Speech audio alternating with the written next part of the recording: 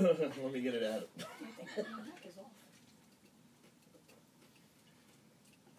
You'll be good. Real Estate Talk is provided for general information only and should not be treated as a substitute for professional advice. Please consult your trusted financial advisor, real estate professional, or attorney before making any real estate or financial decisions. Please remember, when following advice, your results may vary, and all information covered here is not intended to cover all aspects of the subject material, but rather a sample of issues the hosts and guests consider important. And now, Real Estate Talk, with your host, Victoria Rivadeneira. Each week, Victoria gathers some of the best minds in the business to provide both professionals and non-professionals with the inside tips and tools to make smarter deals. Whether you're a buyer or seller, Real Estate Talk will give you the competitive advantage you need. And now, here's Victoria. Hello there, and I am not Victoria. Welcome to Real Estate Talk. I am Lior Aldad, L-I-O-R-A-L-D-A-D, a New York State real estate attorney, and I'll be hosting today on behalf of Victoria Rivadeneira. We are live video streaming on Facebook.com, and you can check us out at Lior Aldad, L-I-O-R-A-L-D-A-D, at Facebook. Love us, give us a thumbs up, like us, and we'll appreciate that. We are also live from New York's iHeart Studio and heard on AM 710 WOR. I'm here today with my co-host, Tracy Cangiano. Hi, Tracy. Hi, Lior. And we are talking about why a buyer should or should not get a home inspection when purchasing a property. Tracy, who's our guest today? Today we have a guest in the studio. It's Mr. Manny Stratakis from Pillar to Post Home Inspections. They're a nationally recognized company. And let's say hello to Manny. Hello, Manny. Hi, guys. Thank you for having me. Sure. Sure, welcome. Manny, let me ask you, is there a time when an inspection is or is not necessary when it comes to buying property in New York or anywhere else? Well, we recommend home buyers to have an inspection. I'm sure you, as an attorney, are advising your clients as well. Oh, absolutely. You have to know do that to protect your... You have to know the product that you're buying and make sure that everything is sound, and you have to know. So we as attorneys sometimes try to do it before the buyer signs the contract. Ask the buyer to go ahead and get a home inspection. We highly recommend it for many reasons. A, to make sure that the buyer knows what they're buying, and B, to make sure that they are making a sound investment. So on many levels, we want to make sure that the home is inspected. What is included in your inspection usually? Well, home inspection covers the house, total house, and the property. Mechanical systems, electrical systems, right, plumbing systems, structural, roofing, building components such as windows, doors, the property itself, grading issues. So Manny, maybe before we jump into that, tell us a little about yourself and your background. How long have you been doing this, and what's your... Sure. Are you a licensed in New York I State? am a licensed home inspector in the state of New York. Everybody practicing home inspections in the state of New York has to be licensed. Okay. We've been in business, pillar to post, on Staten Island since 1999, so we've been serving the metro area for about 18, 19 years now. My experience... I was a combat engineer. I served in the military, in the Air Force. Oh, a fellow veteran. Very nice.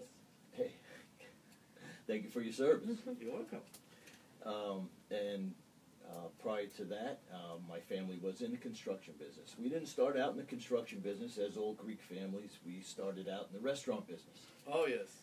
But I'm one of 8 siblings, so as the family continued to grow, my mother must have whispered something in my father's ear and said, listen, you better find another profession because I need you home a little bit more often. Right. So he got into the construction business, and we followed along suit, and from there we got the bug, and that led into the home inspections. I see. So Tracy, you bought a house recently. I bought a house 2 years ago, and coincidentally, Manny was my inspector. One of the things I really liked about the inspection that Pillar to Post did was they sent me a newsletter with warranty information on my appliances. Oh, yes. I get it once a month. It tells me if there's a recall or if there's something, which was different. I never saw that before. for that fact, we're a little bit different than the average home inspection company because we're providing choices for our clients. We actually have three choices that they can choose from, three inspection packages, actually, and each one comes with different value-added services. That's So a great dependent on the client and what their needs are, we can provide all those options. Go ahead. Is the difference in the packages how much detailed the inspection is actual? Correct, and Okay. the use of technology and other programs like Tracy mentioned, the appliance recall programs. We also, our company, the inspectors are also licensed to do mold and radon. Manny's one of the biggest, most popular inspectors that I know that finds the moisture. If Right. there's moisture behind the wall, he manages to find it. I think it's critical. It's critical. Especially these days when you want to prevent mold, etc. Right. Well, that comes with experience, but it also comes with the added use of technology Right. today that we have. And when we first started the businesses, we didn't have infrared cameras. That's your infrared camera right there, correct? Infrared cameras like this to utilize to look behind walls, ceilings for moisture. It was mostly basically experience. So you would think that if a home has these sorts of issues, a homeowner should know about it before they sell. What are your thoughts? Some of them. I would like to know. Yeah, it's a great plus if you're getting ready to sell your house. A pre-inspection. That's on what the I was just going to property. say. Do you think a pre-inspection is a valuable thing for a homeowner? Sure, it helps. It helps in a couple of ways. It helps identify those defects that might come across in a home inspection, and it gives you an opportunity to address them prior to. So that kind of takes a little bit of leverage from your buyer. Well, yeah. Go ahead. No, I agree, and you know what? If you're not going to do as a seller, if you're not going to do a home inspection before you put the house on the market, your buyer will come and do it, and then they will try to negotiate your price. Absolutely. So Absolutely. perhaps it's wiser and more savvy to go ahead, do the inspection before you put the house on the market, and then when the buyer comes in, you tell the buyer, hey, here's a report that was recently done by an inspector, here's what they found, and thereafter, here's what I've done to fix it. And I've seen that done in the commercial sector, right? Right. When we have commercial building for sale, as an attorney, sometimes I receive from the brokers a survey, a title report, and also a building inspection or a buildings engineer's report. And that saves a lot of money, a lot of time, and takes away from unnecessary negotiations of the unknown. Absolutely. The commercial inspections are very costly. So if you're a prospective buyer and you can get that information up front, you're saving, first of all, thousands of dollars, and you're getting to know the property right off the bat. And then you can negotiate more accurately versus saying to the seller, hey, you know what, I want to sign a contract subject to an inspection, or I want to do the inspection and we have to wait for it. And that takes delays or it takes unnecessary negotiations between the lawyers with regard to what can happen post-execution of contract. Absolutely. So we had said Manny's a licensed home inspector, and you just brought up the word engineer. Yes. Can you explain to us, Manny, what the difference in New York State is between a home inspector and a licensed engineer? Well, a professional engineer has that stamp. He's able to do calculations and those types of engineering processes that a home inspector is not required to do. Right. As a home inspector, we're trained to identify these types of defects in homes, and then we bring them to the forefront, and then we have you look into them further with an individual that can give you a solution. Got it. And a cost number. Got it. To that. Got it. In the industry today, and we spoke a little bit earlier about the fact that it's just crazy busy and there's so much going on. What are the most popular issues you're coming across on some of your inspections? Well, we focus ticket items, mechanical systems, roofing systems. Always, you find? Yeah, pretty much so. Foundation issues with moisture. These can be costly expenditures, once you move into a property. How about termite? Is that something? Who touches termite? We, in our company, it's a one-stop shop. So see. you don't have to bring in other individuals, schedule individuals to come in on the day of the home inspection. we're there. We're gonna be able to do your termite inspection. We're gonna do your home inspection for you.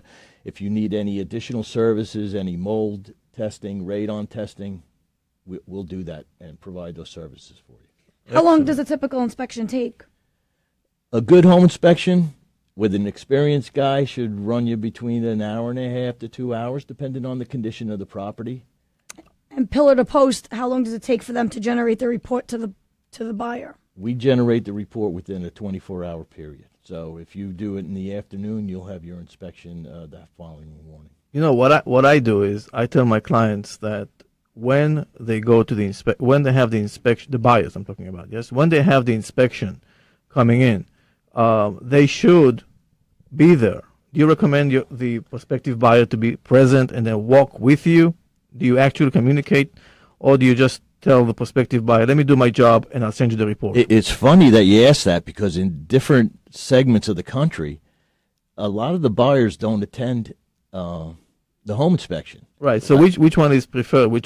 Here in our state, yes, 99 out of 100 are at the inspection. They want to know. And we encourage that, because we want to walk through the inspection with you. We want to identify the defects, explain them to you a little bit when you're seeing it firsthand, and then you go back and review it in the report. You have a little bit of better understanding. If your attorney has additional questions, you may, as the buyer, be able to answer them yourself, having been there.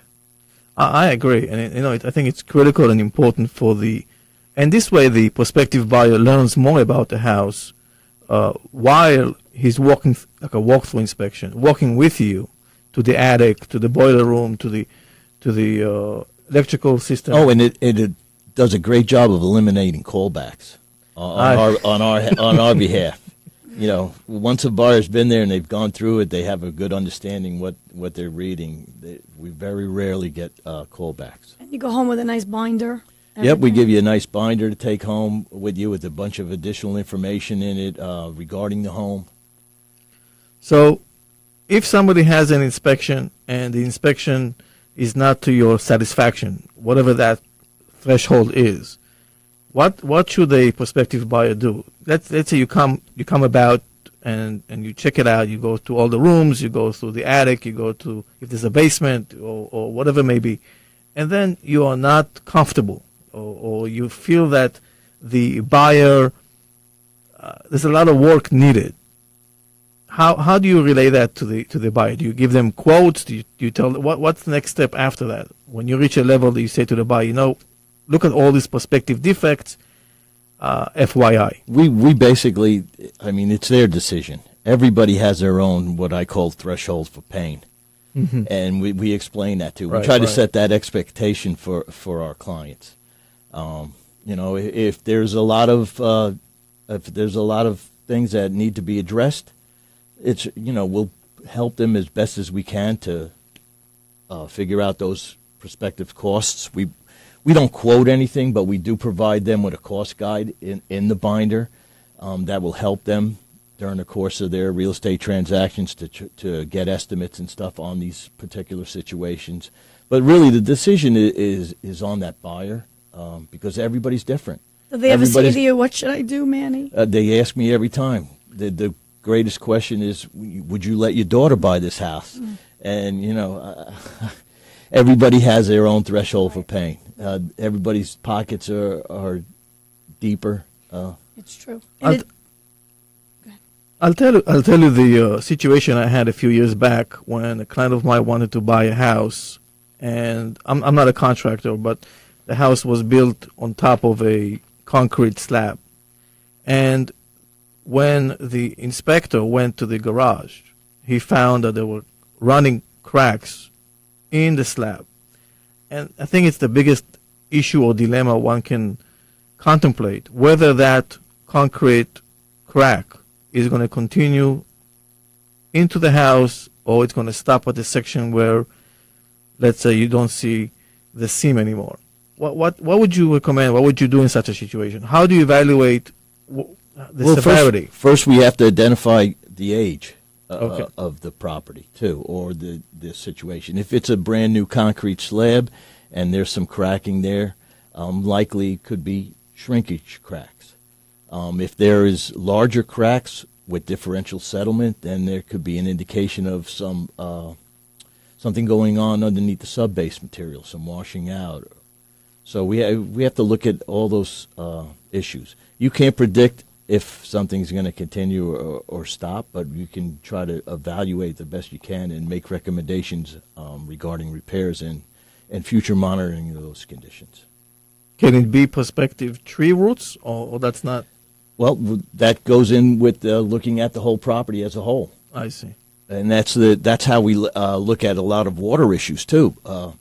Everybody takes great care of their house on the inside, but when it comes to their yard or property, water issues can be really they can have very adverse effects on the buildings. Are you referring water leaks from the roof, or are you referring water leaks from the windows? We're referring perimeter drainage around properties. People don't understand how important it is to have proper grading around your foundation. And I agree with you. Yep. Yeah, water's scary. Yeah. I agree with you. And you know what? It depends on the location also. If you live close to the shore, or you live in an area close to a bay. Or you live on Staten Island, for instance, which is loaded with clay. There's an island. Right. It's loaded with clay. And as everybody knows, clay doesn't have very much of an absorbing factor. So once the ground is super saturated, the water is going to find the point of least resistance, and that's usually someone's basement. Can that affect the foundation also? Or? Yes, it can have adverse effects on the foundation, the footing, slab. Oh, I see. We saw a lot of that after Hurricane Sandy. Right. Yeah, that was pretty popular. I have another question. As far as the inside of the house, we spoke a little bit about, what about environmentally? What about when you find out there's an oil tank buried on the property? Or there's, do you check for radon at every home? Like, what's the necessary? Well, we provide those additional services. Radon is really coming to the forefront now. Many years ago. What is radon exactly? Radon is a decay of natural bedrock uranium in the ground. Okay. In the ground. And as this natural decay occurs, these radon gases can come into the house. So you can't prevent it? You can't prevent it. You can remediate it if you have a really bad condition in your house under testing. But in our area, radon was a dirty word.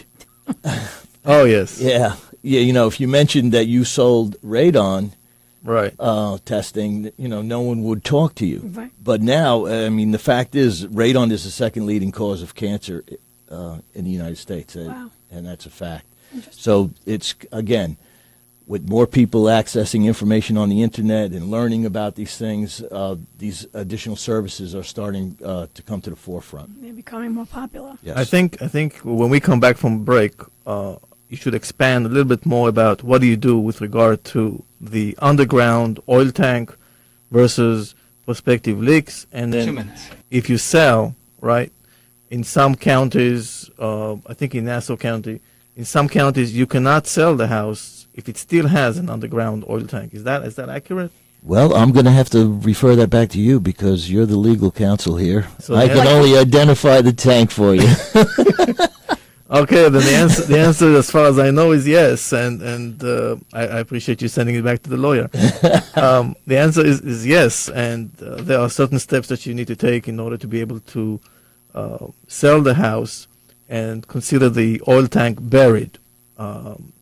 So I do understand that there are certain procedures for closing the oil tank, right, to make sure that you can get the first thing is sign-off. it has to be disclosed. Right. We have to make sure, because.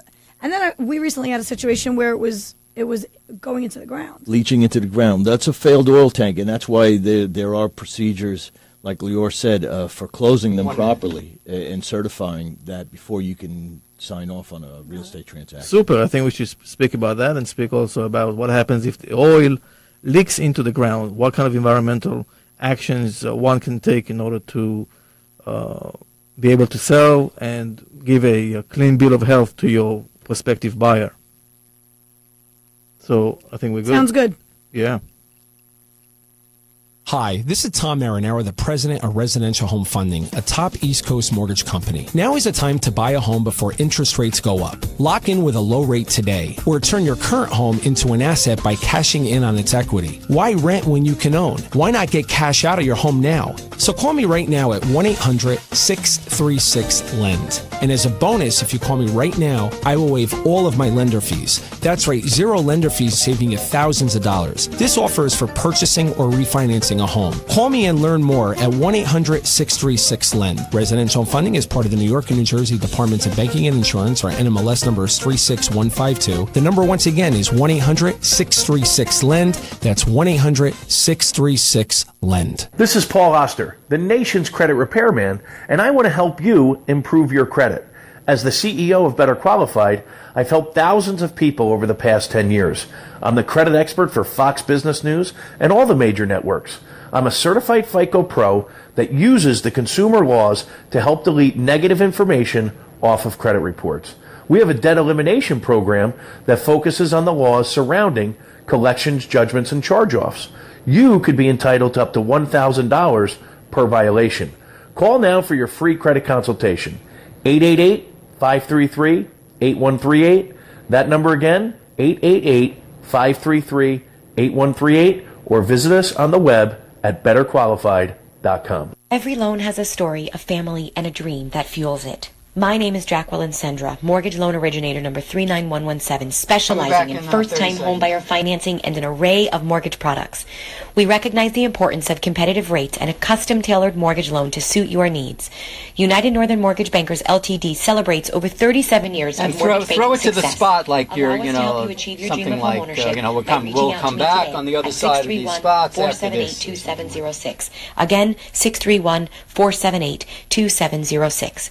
United Northern Mortgage Lenders Ltd. NMLS number 7230 is an equal housing lender and a licensed mortgage banker located at 3601 Hempstead Turnpike, Suite 300, Levittown, New York, 11756, New York State Department of Financial Services. For more real estate talk, download our free podcast at retalkradio.com. Now back to Victoria Rivadeneira.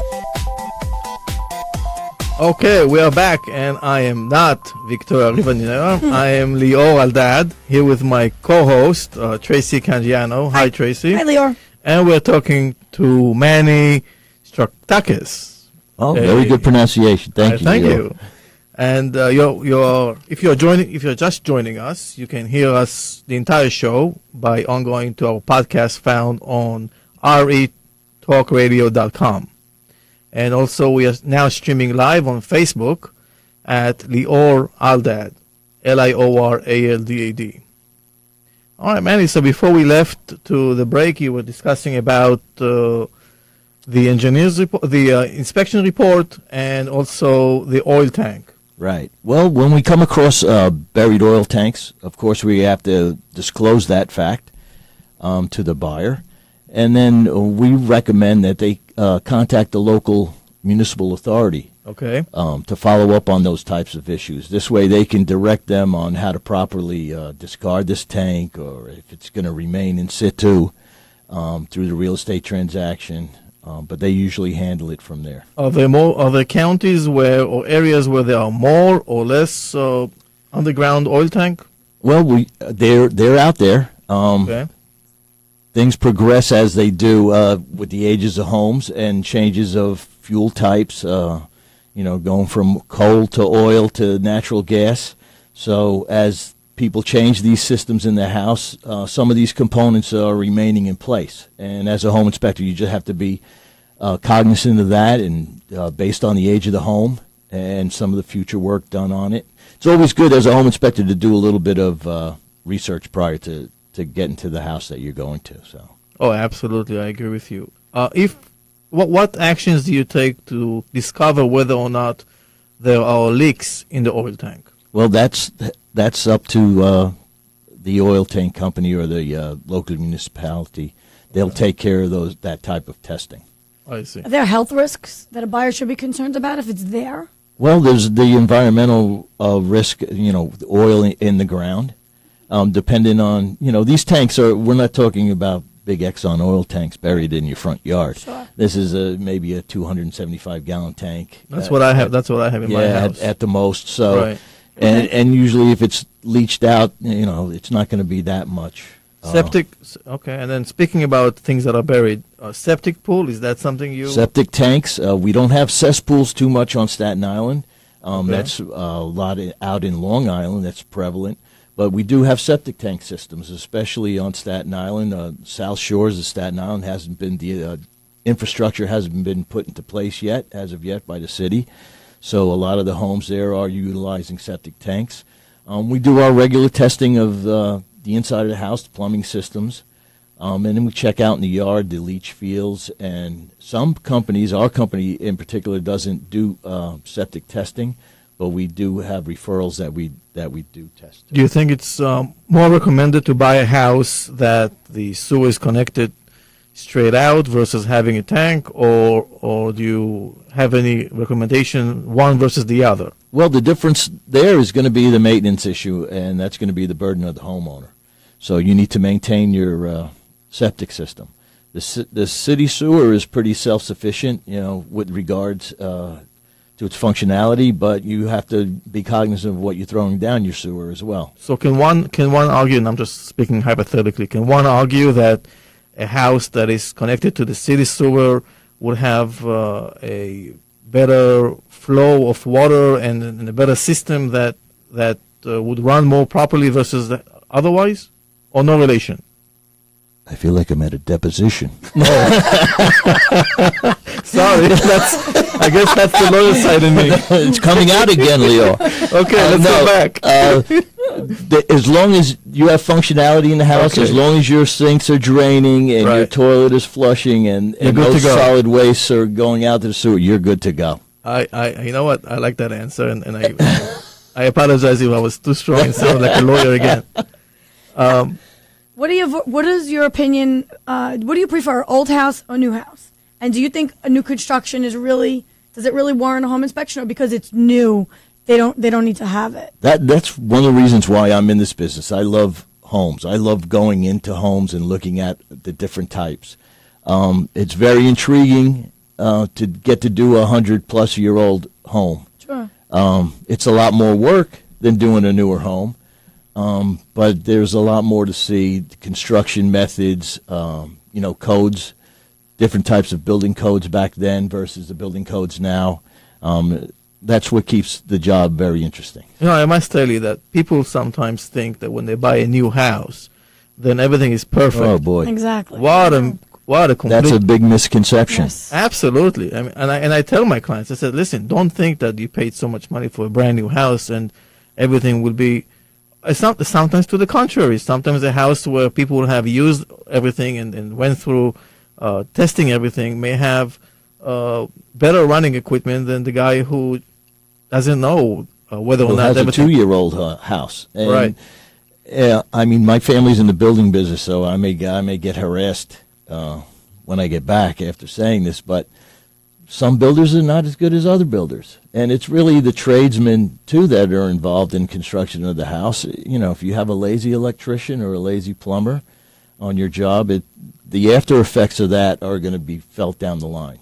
Any preference in buying a house or recommending a house that is brick versus brick foundation versus wooden foundation? Well, we don't come across too many wooden foundation homes, but if you're speaking of facades, Right. well, most of the homes built now are brick veneer, so they're not a solid brick home. Unlike in the areas that we live in, if you go do an inspection in an older neighborhood like Brooklyn, Queens, where you have 100-year-old row houses, those are solid brick wall construction foundations. They're not impervious to moisture penetration, so they do require a little bit more maintenance than your typical poured concrete foundation.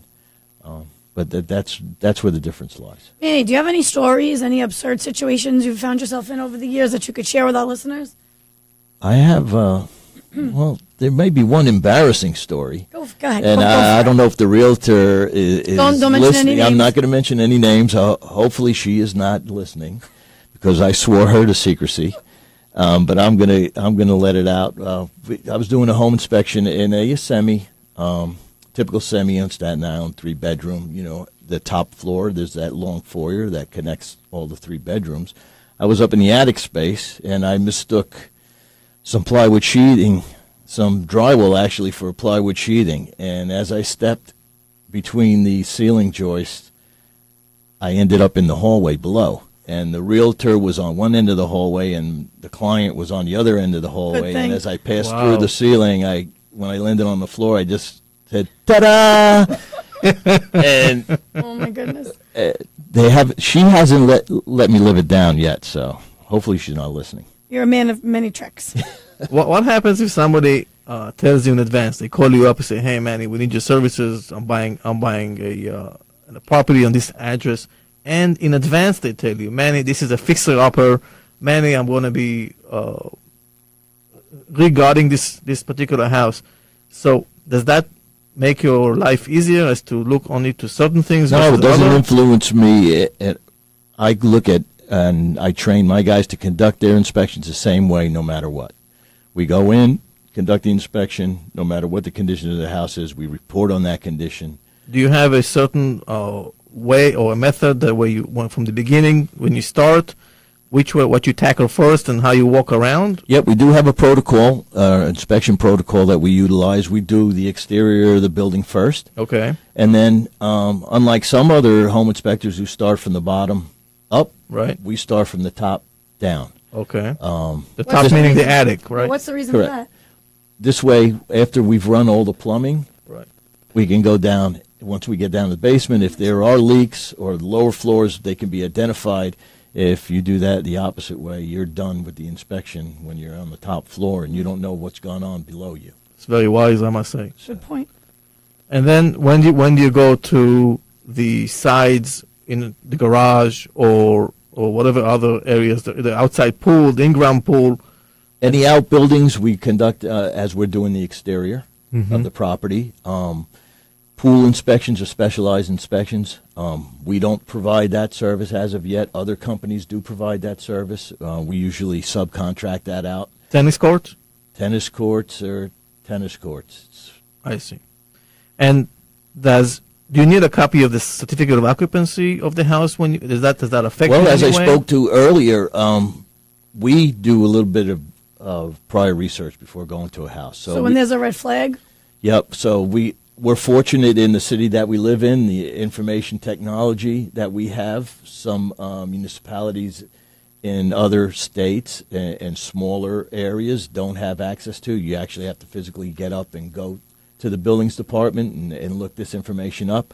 We can sit in our office and pull up as much public information as we can on the property prior to going there. And that gives us a little bit of a heads up. It gives us a little bit of a heads up regarding violations, any past building additions, permits, modifications, permits, so forth and so on. Permits that might have been pulled, but when you get there and you didn't expect to see that giant deck or that permanent shed in the corner or something. Yep. So how do you handle that with the buyer? How do you explain it? Do you actually talk to the seller, or do you just let the buyer know this is? I try to keep everybody in the loop. Some sellers, they want to be right there with you throughout the home inspection, and I like that because sometimes it's to my advantage because I always have one ear open, and there's always a discussion going on behind me. If the seller's there, he's talking to the buyer. He says, "Oh, I did this, I did that," or something, right. So I try to keep my ear open to those conversations while I'm inspecting, because then that gives me a little bit of a heads up too as I continue. Okay, I'm wondering about lead paint. How often do you see that anymore? I mean, we as realtors have to have the lead paint disclosure signed on any property built prior to 1978 by all parties involved in the transaction. We also, as lawyers, have that in the contract to sell, and as home inspectors, we put that in the home inspection report too. Do you find it often? Do you actually? We don't do any testing for it because if it's an older building, I'm sure by the time we're doing inspection on it, there's several layers of paint all over it. Sure. So testing is, and a lot of people are not too concerned about that. When they get the disclosures from you guys and they read up on the information, that's usually not a big issue. Right. What about asbestos? Asbestos, that's another story. Now, I've heard to extremely watch out if you are planning to redo the floors and there could be asbestos there, or if you're planning to get a loan, a mortgage, and the bank requires it, especially in the commercial sector as well, and also if you are buying an apartment even, and you want those wooden floors and you plan to redo the floor. I had a situation where the client went into a tremendous expense unexpectedly because the building required him to spend thousands of dollars to remediate the correct asbestos. Yes, it's a big issue. We usually come across asbestos in insulating materials on heating systems. Just yesterday, I did an older home on Staten Island that had the asbestos vinyl tiles in the basements. Yeah, you particularly find those in the basements. But yes, those are usually big issues, and we bring those to the forefront as well to be addressed. Sometimes they say if the pipes are wrapped, don't touch it. Well, is it safe to just leave asbestos, it becomes harmful when it becomes airborne. Right. If the material is friable and it can become airborne, then it's a hazard. I would be afraid knowing it's just there. Yeah, we usually we just recommend remediation right off the bat. It's just so much easier because going down the line somewhere in the future, you're going to be selling this house again. Right. You Hopefully, want to cross that bridge. Crossing it once is enough. If you have to do it 2 times, and from what I've learned, it's quite expensive. You need 2 different companies in order to get the proper certification in New York State. You have to file, and you're the expert. I'm just telling you from a legal perspective. You have to file with DOB a request to do the work, and then you have to bring 2 different companies. One is an air monitoring company, which will monitor the air while the job is being done, and the other is the removal company. And they both have to work and be present at the same time. The air monitoring company takes on a log that has to be kept, and obviously the company that does the removal does all the physical work, and then you have disposal of that material, which they take with them and have special ways of disposing. That's a process. And yes, it's absolutely, and it's very expensive. And for an unsuspecting buyer like your client, oh my goodness. Right, and then at the end you have to file everything and get a certificate that's saying everything was up to par and approved. Right. Well, it is a process, and it can be a great expenditure, but you have to set some expectations for the buyer as well, because there are a lot of things that are not visibly accessible to the home inspector when he's conducting his inspections. We have the advantage with the use of technology that we can identify leaks in walls and stuff like that, but buried components, stuff that are hidden underneath sublayers, flooring, we just don't see it. Right. We just don't know that it's there. We can't see it. Thus, we can't report on it. So sometimes you can get caught in a catch-22 as a buyer. I think it all depends on who's the owner and how much work they've done in the house, how much upkeeping they've done. I mean, the more upkeeping that the owner has invested throughout the years, and the more they have kept everything clean and proper. As far as disclosure on the part of the seller. Sometimes it's a second owner and they don't even know. Right. So it could go deep. Yep, that happens a lot with termite treatments. Right. We'll come across houses that have been previously treated, and the current seller didn't even know this wasn't disclosed to them in their first real estate transaction. Right. They said, "Oh my God, we had termite treatment. Can you show me where?" And we'll show them the application. They didn't even know. Right, and they have no idea. Minute and a half. When we come back, let's talk about carbon monoxide, which I think is crucial and critical. People have been hurt because of not knowing that they have carbon monoxide leaks, and there are new legal requirements that you have to have a smoke detector and carbon monoxide in every transaction. And also, let's touch a little bit about co-ops and condos. If you are buying an apartment in a co-op or buying an apartment in a condominium, do you need to have a professional expert like yourself, a home inspector? 1 minute. What do you think about that? No, I think that's a great idea. I think, especially the condos and the co-ops, because some of the condo and co-op associations cover some things. So what is the responsibility that you bring to what do you explain to them that they have to do Like well, in our neck of the woods, co-ops and condos, the nomenclature is a very fine line, but I'm sure we'll discuss that when we get back from the break. All right, so I'm Lior Aldad, and you're listening to Real Estate Talk. Every loan has a story, a family, and a dream that fuels it. My name is Jacqueline Sendra, mortgage loan originator number 39117, specializing in first-time homebuyer financing and an array of mortgage products. We recognize the importance of competitive rates and a custom-tailored mortgage loan to suit your needs. United Northern Mortgage Bankers Ltd. celebrates over 37 years of mortgage banking success.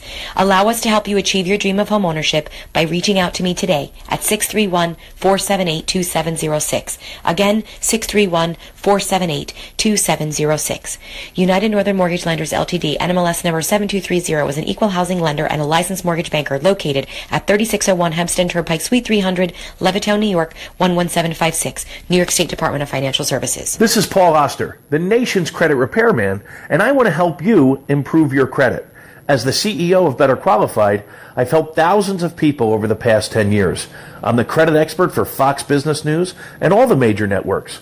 I'm a certified FICO Pro that uses the consumer laws to help delete negative information off of credit reports. We have a debt elimination program that focuses on the laws surrounding collections, judgments, and charge-offs. You could be entitled to up to $1,000 per violation. Call now for your free credit consultation. 888-533-8138.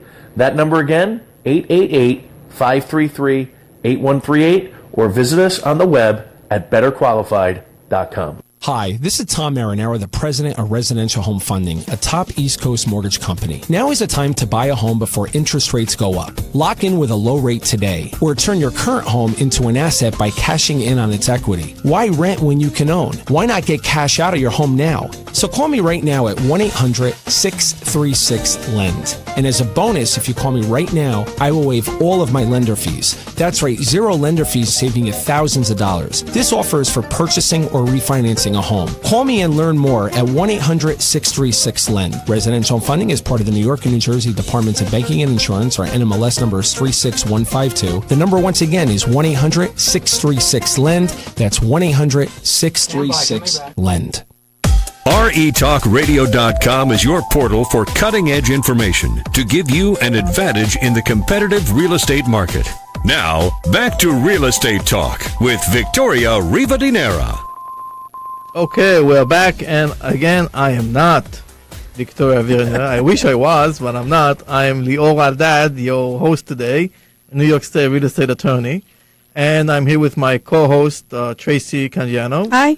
And also we're speaking to the professional expert, Manny Statakis, a New York State licensed home inspector. Hello, guys. Thank you for having me. Thank you for joining us. And before we left for the break, we were discussing about the requirement of carbon monoxide detector in every home, as well as having a smoke detector. Can you elaborate? Well, smoke detectors have been in place for many, many years. The requirement now for carbon monoxide detectors is relatively newer, not brand new, but they are required to have, at least in the lowest level of the building, preferably in close proximity to that gas combustion equipment that might be in the house.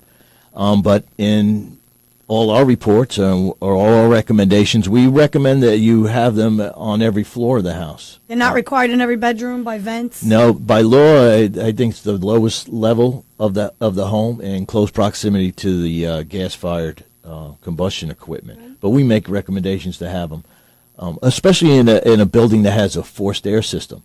Because once the heat exchanger fails, these combustion gases can now mix with this heated air and get transported throughout the building.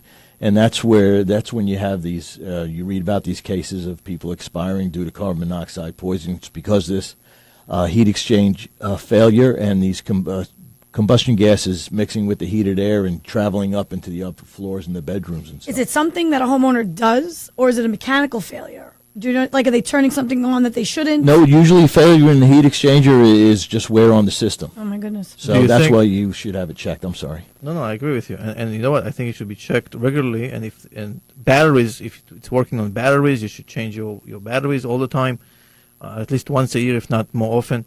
But question I have is, a house that is heated with gas versus a house that's heated with oil, should one owner be more cautious or conscientious versus the other? Nope, they're both combustion materials. The side byproduct of that is carbon monoxide. So you should have that. The only time you shouldn't have to really worry about that is if you have an electric type of heating system, electric furnace or something like that. It's not going to produce those off gases.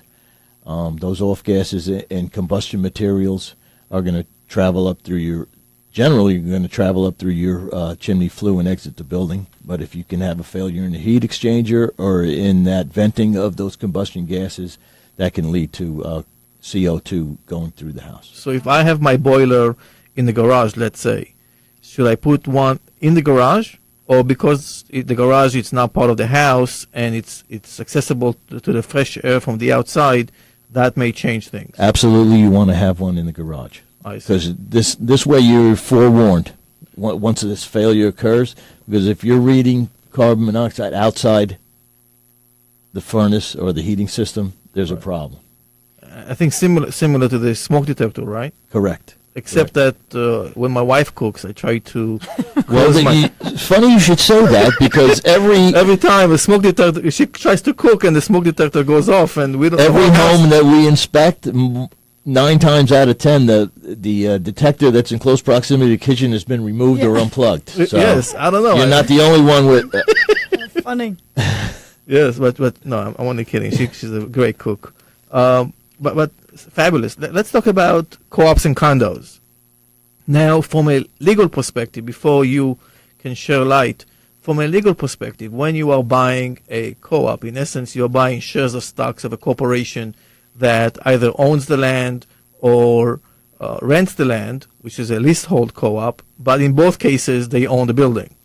And in a condominium, you are buying the actual apartment itself, and beneath it, the land is either owned by the condominium owners or the land is leased, called a leasehold condo, similar to Battery Park City. And often, if I can tell you, every third transaction that I get, a client of mine asks me, well, Lior, if I'm used to, when I buy a house, to do an inspection, do you recommend doing an inspection? Before I give you my answer as to what I tell them, what is your opinion? Do you or don't you recommend for apartment owners to do an inspection? Well, as our past experience, we have done home inspections for those types of situations. Right. In our particular area on Staten Island, the nomenclature condo co-op gets very diluted. Mm-hmm. A lot of these places that are called condos or co-ops are really townhouses, attached townhouse structures, right, or apartment-type units. So we conduct inspections. We always recommend that we conduct inspections for those types of units. But we have gotten called to Manhattan to do condos and high-rise apartment buildings. So that's I agree with you 100%. Now, when it comes to Manhattan, the offering plan and the proprietary lease, if it's a co-op, or the bylaws, if it's a condominium, dictate that anything from the walls outward is the responsibility of the condominium association or the co-op association, which means that unlike when we buy a house and you're actually buying the heating, plumbing, electrical system, and the roof in a apartment building, the co-op or the condo is responsible if something goes wrong. On the other hand, anything from the walls inward is the responsibility of the shareholder or the unit owner. And yes, you can bring a professional to tell you that the appliances are in working condition or not, or if it's the toilet or the plumbing internally are in working condition, or you can actually sometimes do it yourself if you feel comfortable doing the inspection. The standard contract of sale always states that the apartment is being sold in as-is condition as of the date of the contract. What does that really mean, as is? Because everybody says, every seller that we go, well, the house is as is, and right. I said, that's how I'm inspecting it, as it is. Right. And what is the meaning of that? So as is means that it all depends on the terms and conditions of the contract of sale, and we as buyer's lawyer put in language stating that it's as is, as of the date of the contract, subject to reasonable wear and tear, with the exception that all appliances must be in working order and the plumbing free of leaks. So, but there is still negotiation. They still can negotiate the contract of sale, even though it's written as is in certain cases, depending on. Well, if you don't put the language, I'm going to put you on the spot. No, I love it. Listen, it works both ways. Just beware, may come back at you. But fire back. Yes, no, I'm only kidding. But we as buyer's lawyer want to dictate a specific date, a governing date. It's as is, as of the date of the contract. If I fail to do that, then it would be as is if something goes wrong between contract and closing. Closing is settlement in other states. If you're not from New York and you're listening, if something goes wrong outside of what is subject to reasonable wear and tear, the seller can tell you, well, it's as is, and you bought it this way, and that's the way I'm selling it. But if your lawyer on the buyer's side protected your vested interest in the acquisition, and you were able to wisely secure the services of an intelligent, savvy, shrewd, wise, intelligent lawyer, wink, wink, then you know that you are protected. Now, the free of leaks is always argued on both sides between the seller's lawyer and the buyer's lawyer. The seller's lawyer will come back with a caveat saying, well, you know what? I agree with you that it's free of leaks and will be free of leaks. However, to the extent same is the responsibility of the seller. In other words, that if there are leaks and it's the condominium's responsibility or the co-op's responsibility to take care of, like, for example, within the walls or from the upstairs apartment or whatever it may be, then the seller will tell you, no, I'm sorry, I will report it to the condominium association. I will report it to the co-op to take care of it, but we're still going ahead with the transaction. But if it's a leaking toilet or a leaking faucet that is continuously going off, then the seller has the responsibility. Right. Well, when we do those types of buildings, we always put in our report to get a hold of the prospectus. Your attorney's going to want to get that and see what is your responsibility versus the responsibility of the association or whatever entity that is maintaining the building. Because there are certain building components that you may be responsible for and certain building components. And that's very important because they're buying it. They need to know what's their responsibility. What is their... Right. Yeah. I think that the electric... Let's touch up a little bit about the electrical panel, all right? Because I had many home inspectors come back and tell my client, this electrical panel needs to be changed or it's no longer up to code. Can you elaborate before we finish the show? Sure. It depends on the panel. You may be referring to older panels called Federal Pacific panels. These panels are outdated panels. Okay. We usually run across these types of panels in about 1940, 1950 era homes. They're still out there. We do make the recommendations to have them updated because these panels have had an electrical industry history of not tripping with no surge protection for them. And plus, they're so outdated, it's hard to get replacement parts for them as well. And if you want to change the panel, do you need to rewire the whole house? It depends, again, the age of the house and any modifications that's done. Usually, you can just swap out the panel. Right. If you have grounded circuits, it's just a matter of changing that panel and putting in the proper surge protection. Well, could be costly if you need to do major absolutely. Those rewiring. Those are probably up there with the mechanical systems and stuff. The expenditures that I spoke about earlier in the show. That we try to identify. And the roof, no? I mean, when you go to the roof, what? Roofs as well. How long is the normal age of a roof? Well, it depends on the shingle. Okay. We try to, again, ascertain as much information we can from the current homeowner when we're there. Would one have a preference to buy a flat roof versus an angled roof, or no relation? Pitch roofs, yes, I'm a proponent of that, but where we live in the urban environment that we live in, especially in Brooklyn, Queens, some parts of Staten Island, a lot of the row houses are flat roof configurations. Those types of roofs need to be maintained. They don't drain as quickly as a pitched roof. Those materials are exposed to sunlight all the time, so they're wearing quickly.